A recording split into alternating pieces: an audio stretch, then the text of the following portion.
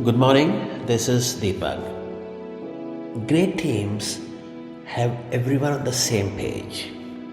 If you, as a player, team leader, or coach, can cultivate these qualities in your group of leaders, they will become a cohesive team capable of leaping tall buildings or performing any other required task.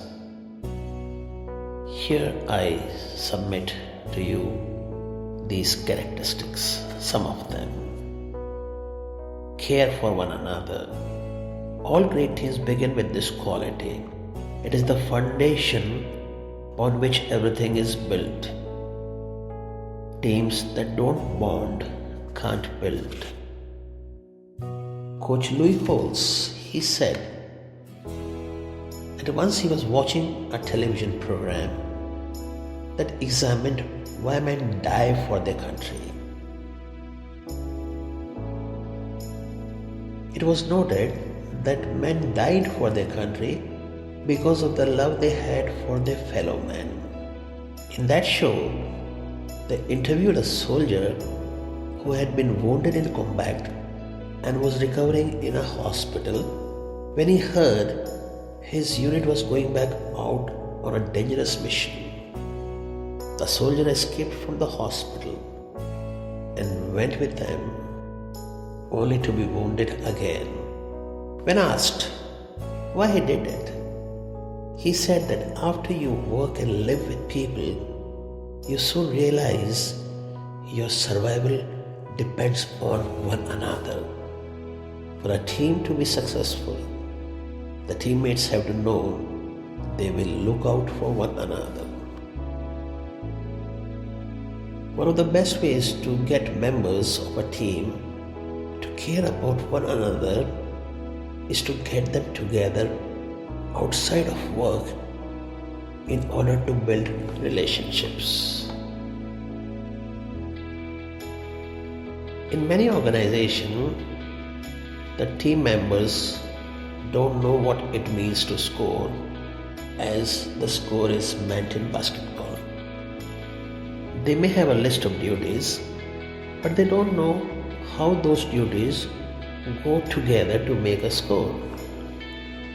It would be the equivalent of a basketball player who knew how to set a pick, dribble, and pass, but who never knew all these skills were used together to score baskets. Anyone who doesn't know what's important to the team not only fails to contribute to the team, but actually prevents the team from achieving success. That's why it is so important for the leader of the team to identify what is important to the team and to communicate that information to his team members.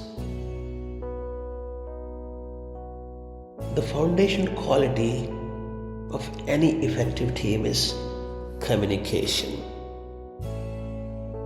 In basketball, there's a familiar situation in which two players go for a rebound and fight each other for the ball, only to find that they are the same team. On teams where players communicate with one another, a third player will shout, "Same team," to make sure they don't lose the ball while trying to take it away from one another. That's what communication on the team is all about, letting each other know what's going on so the team's best interest is protected. People on the team must be made to feel that they are in an environment where it is safe to offer suggestions or criticism without feeling threatened. Freely trade information in the spirit of cooperation and discuss ideas without being negatively criticized. Open communication among teammates increase productivity. Once the member of the team care for one another, have a common goal, and communicate with one another, they are ready to start growing. A good team fit requires an attitude of partnership. Every team member must respect the other players. They must desire to contribute to the team, and they must come to expect a contribution from every other person. Above all, they must learn to trust each other. It enables one team member to say to the other, "You go ahead and do this task because you are better at it than I am," without shame or manipulation. Trust allows team members to begin working as a single unit, to begin accomplishing the things that together they recognize as important.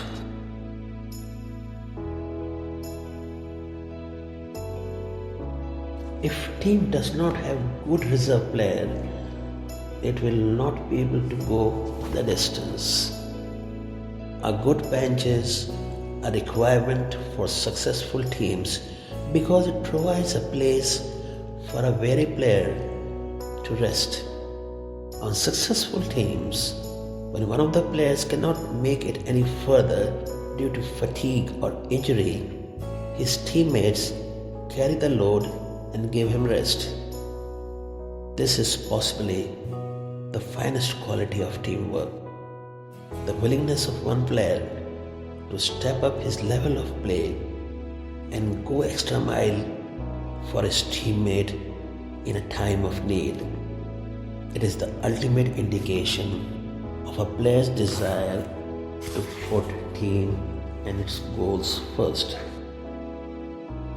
Each member of the team must be willing to sacrifice time and energy to practice and prepare. He must be willing to be held accountable. He must be willing to sacrifice his own desires. He must be willing to give up part of himself for the team's success. It all comes down to the desire and dedication of the individuals on the team. General Norman Schwarzkopf, who was commanding the Allied forces in the Gulf, was asked, "What is the greatest lesson you have learned out of this?" He said, "You can look at the number of tanks. You can look at the number of airplanes. You can look at all these factors of military might and put them together. But unless the soldier on the ground or the airman in the air has the will to win, has the strength of character to go into the battle, believes that his cause is just, and has the support of his country, all the rest of the stuff is irrelevant. Without each person's conviction that the cause is worth the price, the battle will never be won and the team will not succeed. There must be commitment." Thanks for listening so patiently. Have a great day.